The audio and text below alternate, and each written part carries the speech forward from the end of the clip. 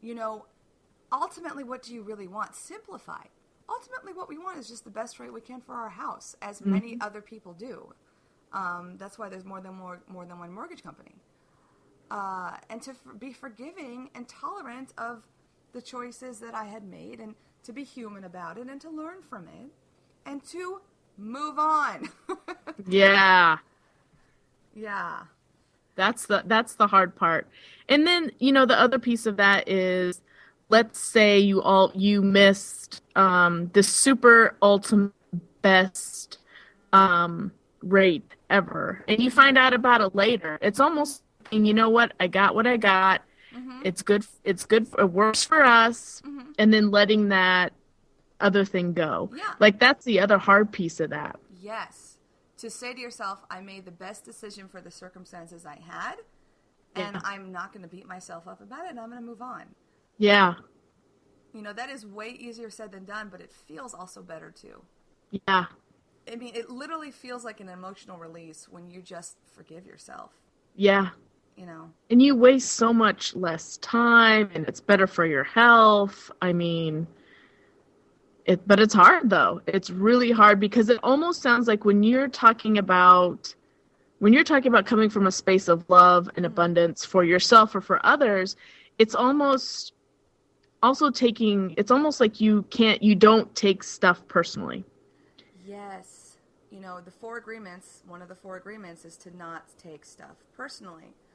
But it can feel pretty personal if people you feel that you think that you hurt their feelings, so they may not like you. So that becomes Yeah. personal. Yeah. Yeah. But even that in itself is a lesson for us. Yeah.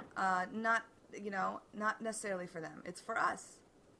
Their lesson is the flip side, because that's all we're really doing all day long, is interacting with people and learning and growing. It's just one more interaction that provides information without judgment. If you take the judgment out of it, it's kind of like with children, when they're practicing to ride a bicycle, they're not going to overanalyze why they fell down to the left and why they're falling more to the right and studying the rock. And, they fell. They're going to get back on the bike again. I mean, Yeah. it's that simple. But, with adults comes the over-analyzing. And we get stuck in our heads. And to learn, and this is where the self-care part is going, people, to learn to love ourselves the way children love themselves. Yeah. I have a whole thing on my website about the 21 things that our children do effortlessly to live a healthy, happy life that we could absolutely do as well.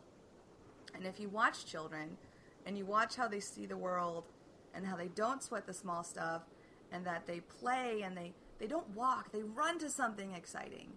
And in fact, let me try to see if I can pull up that list now, because it's a great list. And if you can just love yourself the way children would love themselves, that is actually a huge, huge form of self-love, of self-care. And I wonder where that changes. Like, Yeah. is it the teenage years, that the hormones that start to change that for us? Yes. Well, The everybody, media. everybody's different. It could even start in your childhood too. If you didn't have, my heart goes out to the children in, those Middle Eastern countries like Syria. It is very hard to be a child when you are trying to survive. But if we're talking about, the fortunate, that we are fortunate to be in a country that gives us a lot more human rights, it's, when does it change? When does it change? And I think, when it changes, really? When we start to become self-conscious. Yeah. We start to care what people think of us. Yeah. My daughter blissfully does not have that, and she's 7. Oh, that's wonderful. Oh, it's wonderful, and I think I'm surprised she doesn't have it yet in this day and age. But if she had it her way, she would wear her favorite leggings and now have like 3 holes in them, which I have to always trying to find them and throw them away, and she finds them again. And I don't know how they get washed and folded back in her drawer. It's a mystery to me. But she finds them. They're her Thanks for favorite washing ones. them, Mom. They're her favorite ones. I mean, I care. I care that she has holes in her clothes, but she, she Doesn't thinks care it's at all. awesome. Doesn't Yeah. care at all. Yeah, my son, who's older, 11, can't believe he's 11, he still has a lot of that still. And I think it's partly his personality. But if it was up to him, he would just wear his shorts and his Mario t-shirt every day. No matter what the temperature, he's good. Like, he doesn't need anything else. Yeah. He's totally cool with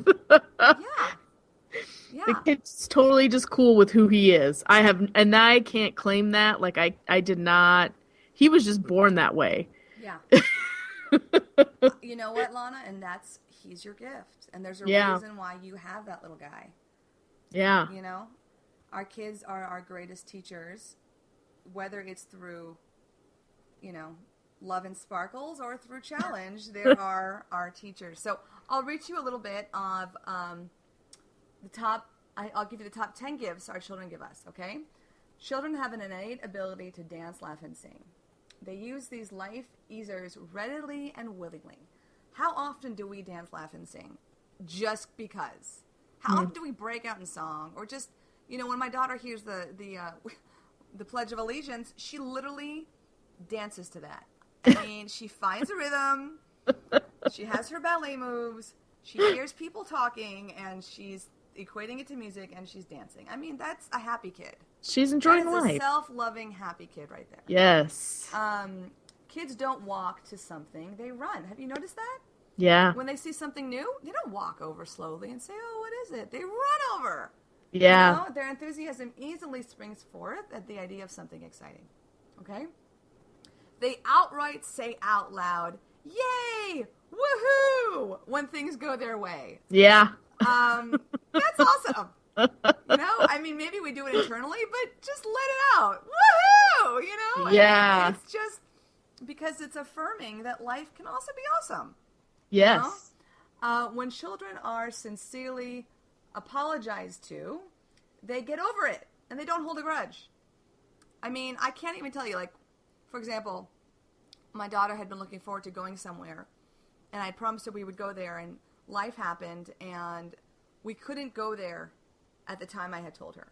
And rather than minimizing her disappointment, I said, you know what, Ava, I know you were looking forward to this. I really wanted to take you at this time. Will you forgive me that I wasn't able to deliver what I promised, but I can make it up to you tomorrow? All right, Mommy, let's move on. I mean, it's not even like this is taking actually too long. Like, can you just do it shorter so I can go back to what I was doing? Because I was having fun. She did appreciate. I can tell by her body language and by her eyes that I was acknowledging her disappointment. Yeah, I think that's an important thing too, that you acknowledge that feeling. Yes. Okay. Children are mirrors to our strengths and weaknesses. They remind us we are still growing too. Mm-hmm. Yes. And, children will call us on things all the time. And rather than get defensive towards them, we have to stop and think, they're teaching us something, whether we like it or not. Yeah, that's true. Sometimes a loving hug is enough to get right back in the game. Yes. Right? When your kids fall and they hurt their knee. Yeah. I mean, they don't need you to take them to the hospital. They just want a hug, kiss, do a magic kiss on the boo-boo, and then life is fine once again. Yes.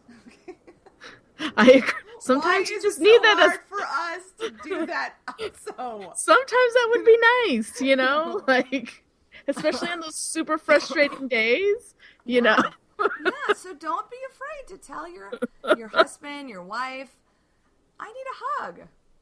I need a hug. I have a boo-boo today on my heart. Yeah. Emotionally kiss my boo-boo. Because again, what's great about that? You're admitting your vulnerability. You're admitting that you're not perfect. Yes. Perfectionism is the opposite of happiness, everybody. Perfectionism is the opposite of happiness. Okay. Children have a natural ability to be charitable and compassionate towards others less fortunate. When my daughter first discovered that there were actually people living they were actually homeless people out there in the world. I mean, it blew her mind.